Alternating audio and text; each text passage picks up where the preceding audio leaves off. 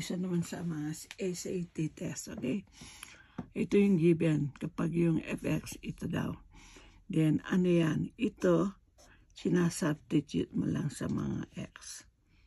Diba? Yan. Kaya, ibig sabihin,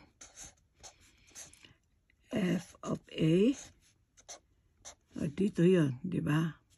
Kaya, a square minus a, ano yung x mo, is a. Okay? Kaya ito, a square minus a square. O, subtract mo, 1 minus 1, 0. Ito yung answer mo.